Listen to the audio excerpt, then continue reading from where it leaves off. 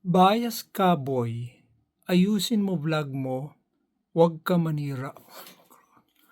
Oh, sakit nun, Ayun na nga GoFam, mukhang nasaktan natin si Boy Jonas. So, dun sa last na vlog natin GoFam, tayo ay nag-shopping nga lang naman ng mga iba't ibang herbicide.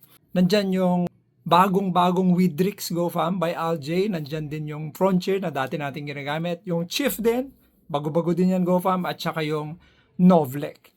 So, nasabi ko kasi doon sa vlog ko GoFam, na yung Novlec, yun yung pinakamahal na herbicide na meron tayo ngayon sa merkado. Ng klase ng chemical siguro na meron sa merkado dito sa lugar namin is na-try ko na, nabili ko na yan.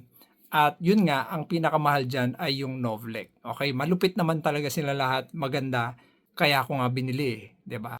Alangan naman pangit na nga bibilin ko pa. So, Boy Jonas, unang-una, yung spelling ng bias ay B-I-A-S. Okay?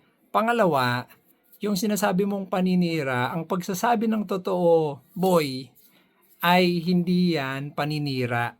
Okay, so sabihin mo sa akin kung meron pang mas mahal sa Novlec para alam ko naman, di ba? O kayo mga viewers, type nyo sa comment section kung meron pang mas mahal pa sa Novlec, malay nyo, mamigay ako ng ayuda. O, di ba?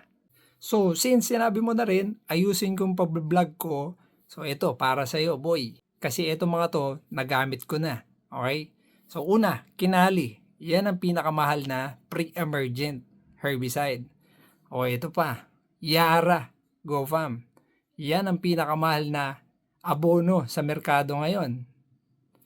Ito pa, John Deere, pinakamahal na traktora, GoFam. At saka ito, Cybertruck, Tesla, pinakamahal na EV. O, di ba? Paninira ba 'yon?